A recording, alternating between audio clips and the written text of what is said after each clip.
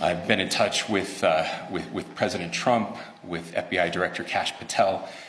We are completely aligned with our state and federal partners as we work through this case. Now, this is a dark day for our state.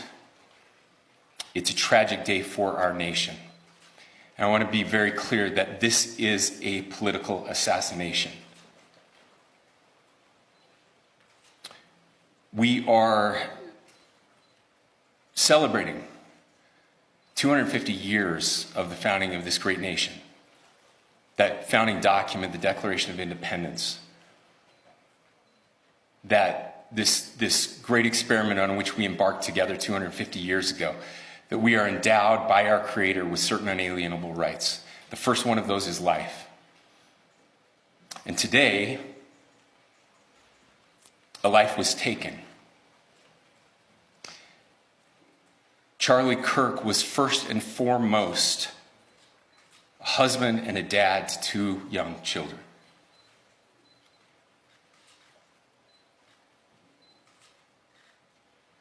He was also very much politically involved, and that's why he was here on campus.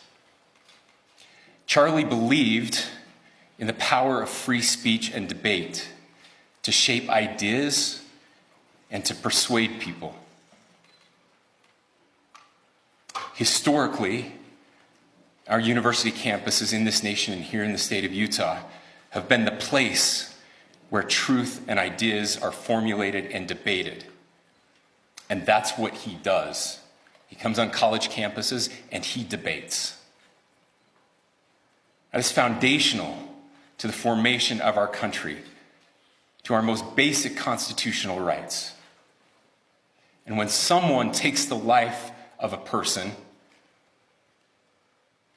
because of their ideas or their ideals, then that very constitutional foundation is threatened. Now, we have a person of interest in custody. The investigation is ongoing. But I want to make it crystal clear right now, to whoever did this, we will find you. We will try you. And we will hold you accountable to the furthest extent of the law. And I just want to remind people that we still have the death penalty here in the state of Utah.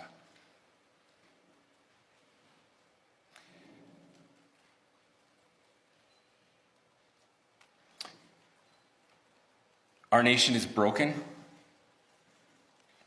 We've had political assassinations recently in Minnesota. We had an attempted assassination on the governor of Pennsylvania.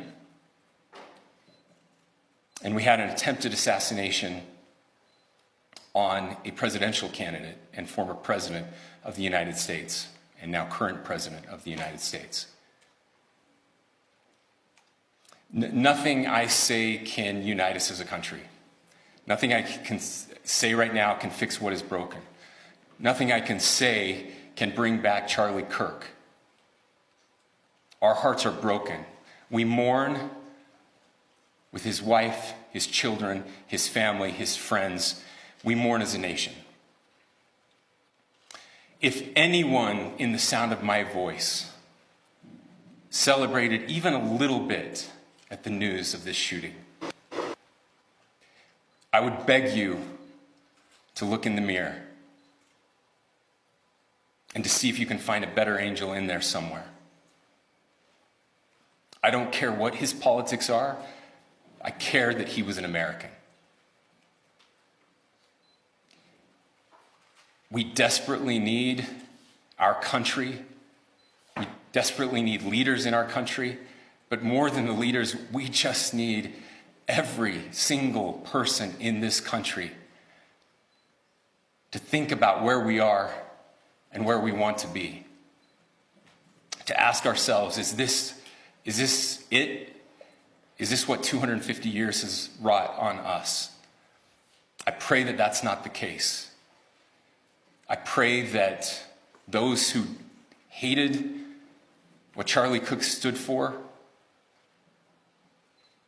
will put down their social media and their pens and pray for his family, and that all of us will try to find a way to stop hating our fellow Americans.